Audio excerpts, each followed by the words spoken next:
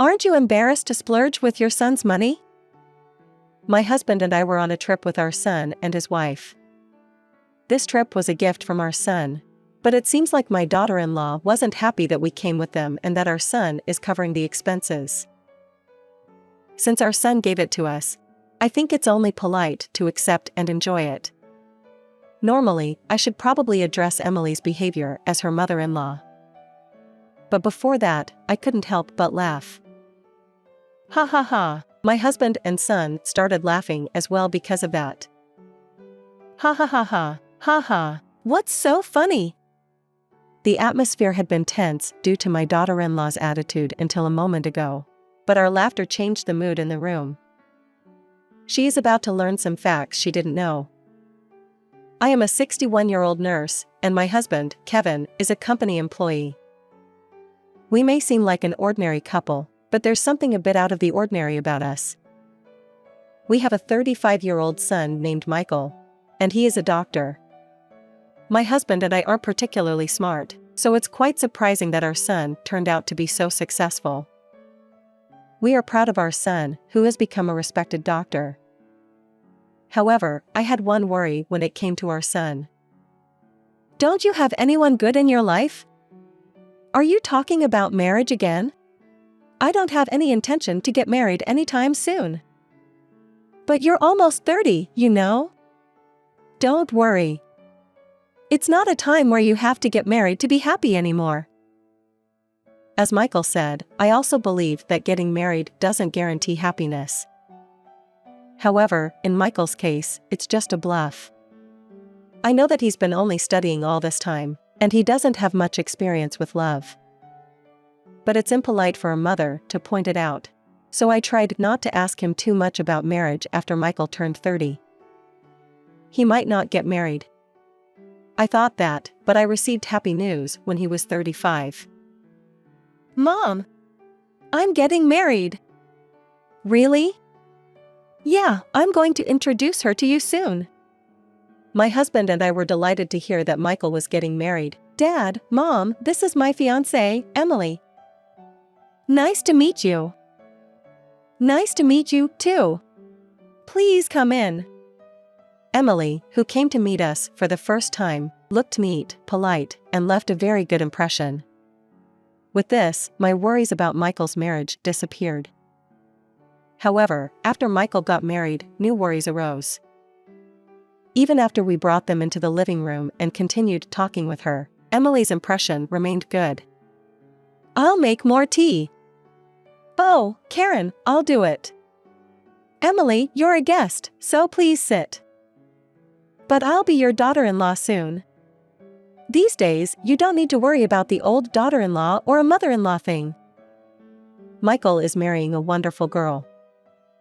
Since Michael has a gentle personality, and Emily is so caring like this, I think there won't be any quarrels between the couple, and they will have a peaceful married life.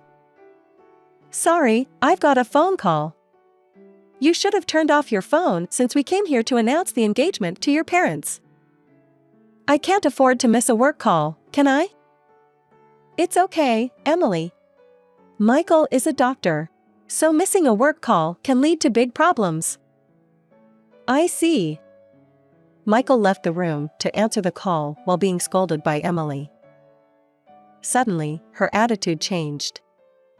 Ugh, because he is a doctor. Stop acting all high and mighty. Her voice was a bit quiet, so I glanced at my husband, thinking I misheard it. My husband also looked surprised, so it wasn't a misunderstanding. Feeling like I had upset Emily, I apologized. I'm sorry. I didn't say that to scold you. If that wasn't a scolding, then were you trying to show off your son because he is a doctor? That's annoying. Please remember that Michael is also mine from now on. I didn't mean it that way. Since he is a doctor, I thought his parents are also amazing too. But you guys are just a nurse and a company employee, haha. We can't expect any inheritance, can we?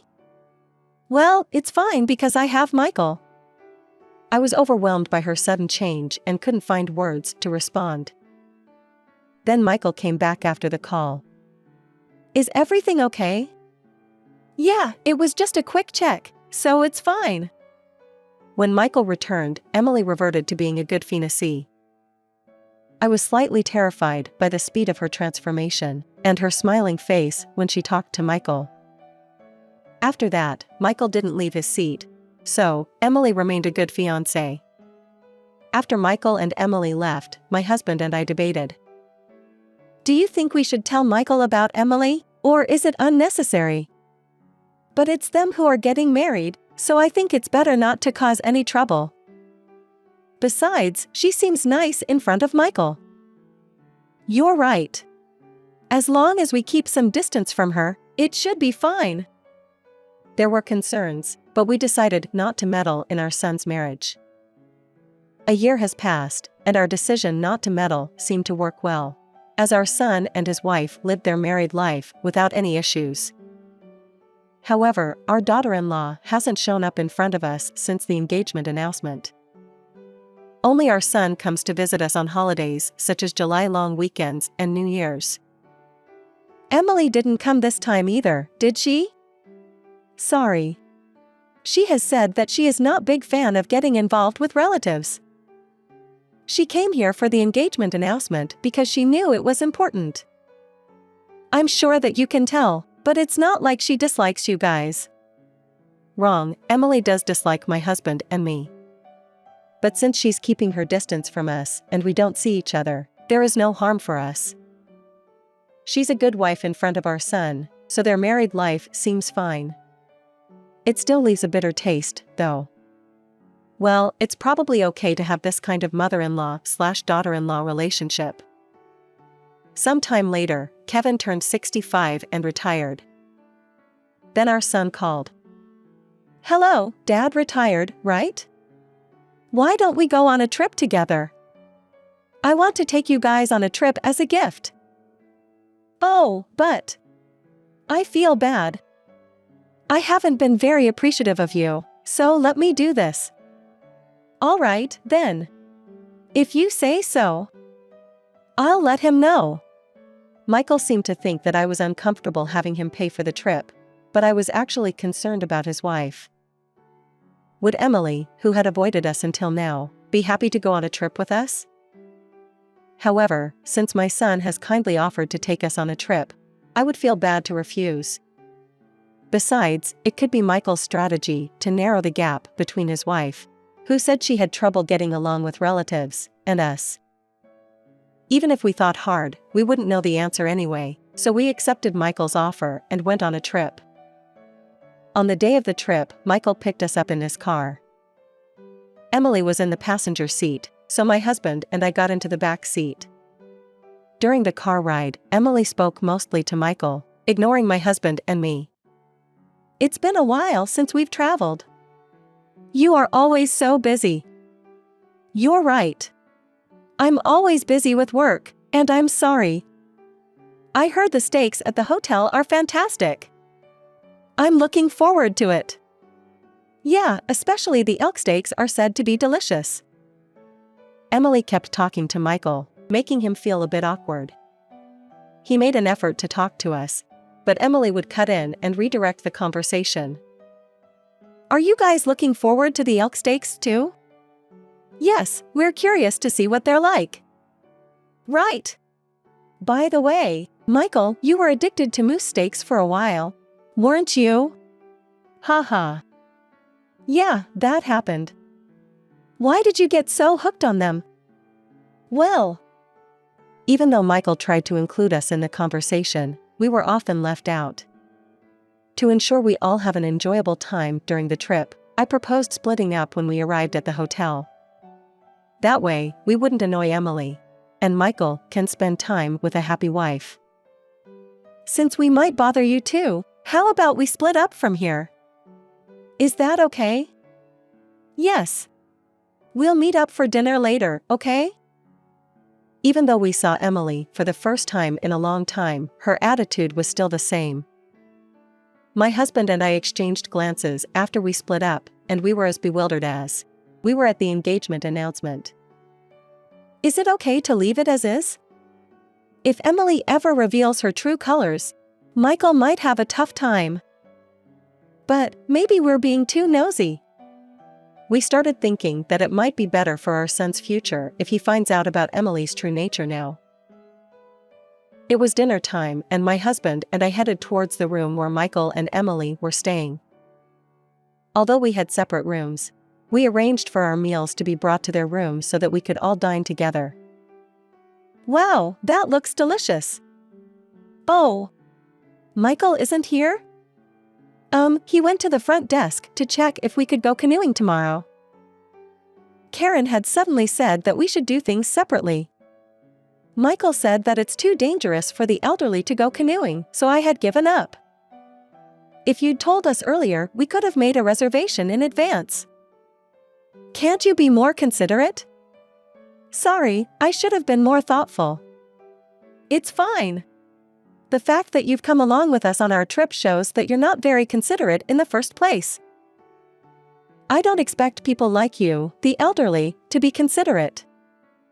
This trip was originally meant for celebrating my husband's retirement and as a gesture of gratitude from our son. There's no way we could refuse such a trip. Yet, why is she talking as if we've tagged along with them on their trip? This felt like a direct disregard for our son's intentions. We were already leaning towards the idea of telling our son about her true nature, so, when she said this, we quickly decided that we should tell him indeed. Kevin, you've retired, right? Please don't pester Michael asking for money, okay? And Karen, please don't beg for more trips when you retire, getting a taste of it after this trip. Trips with the elderly are a mess, and we can't enjoy them. The complaints from Emily towards us continued to pour out. It's strange that she accumulated so much dissatisfaction toward us, while she hasn't met us properly for a year. Her words occasionally carried a condescending tone. Does she dislike the fact that the parents of a doctor are a nurse and a company employee so much? However, her intense focus on expressing her dissatisfaction was convenient for us. I discreetly used my phone under the table, and my husband noticed my actions. The next step was to prolong the conversation with Emily a bit. Why do you hate us so much? Do I need a reason? I just don't like you.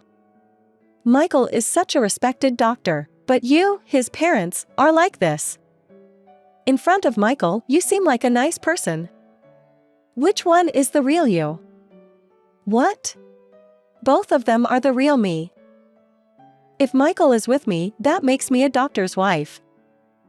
So, it's only natural for me to serve him so that he can work hard. But what's in it for me to serve you? If you want me to be kind to you, then offer me some benefits. It seems that Emily determines her interactions with others based on benefits and drawbacks. That's why she is a good person in front of Michael, who is a doctor, but is cold towards ordinary people like us. I just don't understand why he treats you so well when you have no particularly remarkable qualities. Because Michael thinks you guys are important. We had to go on a trip with you like this. Don't you think Michael is amazing for taking us, his parents, on a trip to show his gratitude? I think it is amazing that he is a doctor, but I don't think it is amazing that he does something like this for his parents. Ha ha. As I was talking with Emily, I heard a faint sound of laughter on the other side of the door. As my husband and I were paying attention outside the room, we were able to notice the small laugh, but she didn't notice as she was in a good mood, taking out her frustrations on us.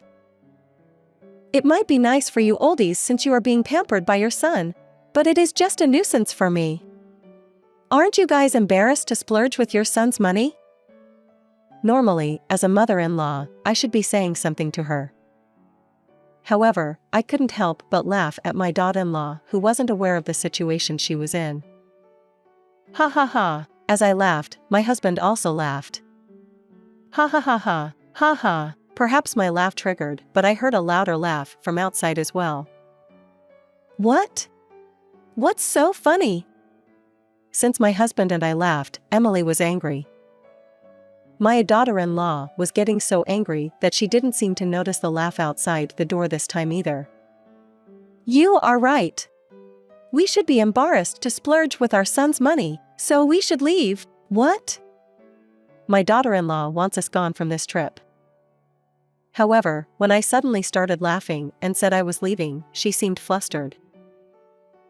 I stood up, walked to the door, and opened it. Why are you here? My son was standing outside the door. I laughed more when I saw her reaction, and my husband and my son also laughed. Ha ha ha ha ha, we couldn't stop laughing and 3 of us laughed hysterically. Why are you laughing? Well, I thought I was in a pure romantic love and got married, and it all seems so ridiculous. How long have you been listening to us? I think it was around the time you mentioned something about the benefits of having me as your husband and all that. You came faster than I had expected. Well, if you receive a message like that, wouldn't you wonder what's going on? What message? While Emily was busy complaining, I sent a quick message to Michael from my phone. Hurry back. Michael saw the message and rushed back to the room, thinking something might have happened. And then, he was listening to what his wife was saying outside the room. I can laugh at my own stupidity, but what you were saying isn't funny at all. I, too, found it amusing that you blurted out your true feelings without even knowing Michael was outside the room. But it's not funny if you plan to continue being his wife. After Michael learned about her true nature, Emily tried to justify her actions desperately. However, it was quite a stretch to push her point, which had no validity in the first place, with improvised words. What? Am I the only bad person here? I'm just trying to protect Michael, who is a doctor, from being taken advantage of by you, poor old folks. The whole idea is off the mark, to begin with. My mom and dad raised me and they even supported me when I was trying to become a doctor. And I'm grateful for that. So I'm willing to do whatever I can if they ask me to. If you have that kind of thinking, they will just take advantage of you. My dad, mom, and I want to do what we can to help each other. Relying on each other is not the same as exploitation. If, as you say, this is exploitation, then I've also exploited them by receiving their support. Those oldies are useless for you, who is a doctor. I wasn't always a doctor from the start.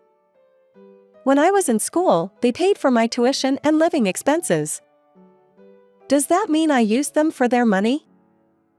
Well, children can't earn money, so it's only natural for parents to pay for them. Then what if I had received help from them after I became a doctor? What? Michael currently works at the clinic I introduced him to.